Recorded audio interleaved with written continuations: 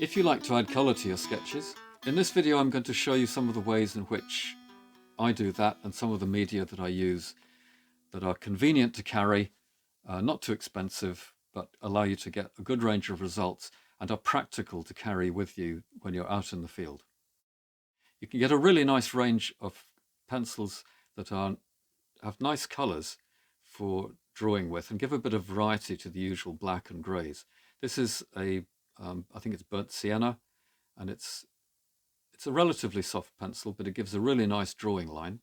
As I talked about in the last video, some of these can smudge a little bit, so you may want to consider the kind of sketchbook that you use and consider protecting the drawings in between the pages if you want to avoid using fixative sprays. There are bigger ranges and bigger boxes available. This is one which I tend to use indoors. I don't take these outside with me, but they're really nice quality coloured pencils. They're not too soft and they're not too hard, and that's really the main thing I was looking at when I chose these. These ones are made by the Koh-i-Noor company. They're very nice quality, and I really enjoy using them, and they give you a lot of control over the colours. So if you've got the time especially, then this is a really nice way to produce some really lovely drawings. If I want to be able to use dry colours but be able to turn them into a watercolour wash, then you can get a lot of water-soluble options these days. This is a black sketching pencil, but it's water-soluble, so I can draw nice and conveniently, and then at another time when it's a bit easier, I can then sit down with a brush and a little bit of water, and I can then work that into some nice toned washes. That's again where one of these water brushes comes in really useful. I'll talk more about these a little later in the video. The coloured pencils I'm using most at the moment are these Inktense pencils made by Derwent. They have a lovely intensity of colour. They're relatively soft, but they're really nice for drawing with or just adding a little bit of colour to a sketch. I can go away and add a bit of water later, and it produces a lovely density of colour. So I really recommend these. This is the set I usually carry with me in the field. It's got a range of the basic colours, including things like sepia, Payne's grey, and the basic sort of primary colours.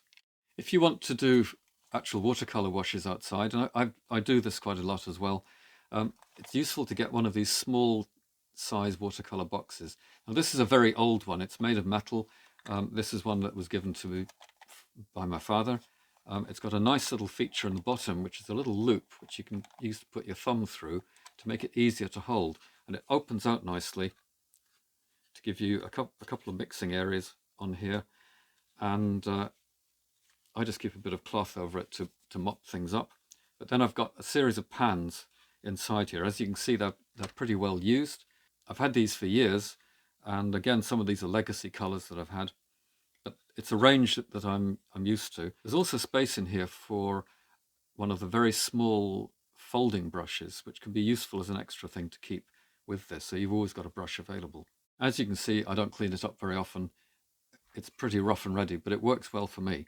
What I like to do as well here in the lid is to use some tube colours and just put a small blob of, here I've got some Payne's grey, I've got a little bit of white there, a little bit of Chinese white. I can then just use those. Once they've dried, they store perfectly well in the box, but I can just use those like the pan colours to just give me an extra bit of range.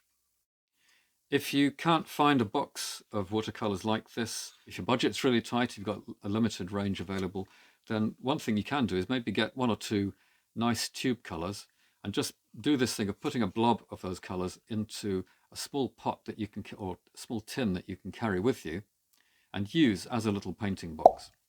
Then you've got that available. The colours will mix slightly, but for most sketching it doesn't really matter too much, and that will give you the ability to quickly get some kind of washes down on the paper. You can get some short brushes which are meant for easy carrying around, and this one here has got a nice large size of brush on it. It gives a good variety of lines, but it's got a little plastic tube which will protect the top. And again, a little tip for putting this back on is just get the brush wet and shape it to a fine point so that when you put it into the tube, it doesn't bend the bristles back on itself. And for that reason, I'm going to leave it out now. But the thing I've started using much more over the last few years has been these water brushes. They have a range of different kinds of top. This is got a rounded top to it, and I've got another one down here which has a little sort of square or flat top to it. Again, this gives a nice range of lines and slightly broader strokes. This is another maker brush. It's got a larger end on it, which is really nice for big washes, but the only thing I find with these bigger ones is that they do let much more water flow out. So if you're going to need to move on quickly and want the wash to dry quite quickly, then it might be better to look at one of these sort of finer brushes, just because you don't get such a big gush of water across your sketchbook. Of course, you can just use regular brushes. This is a nice little set that I was given, really nice range, and you can see by the size of them that it's still a convenient size to carry with you in a pocket.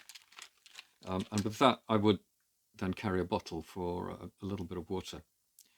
This is an old drawing ink bottle, and it's just the right size for carrying with me.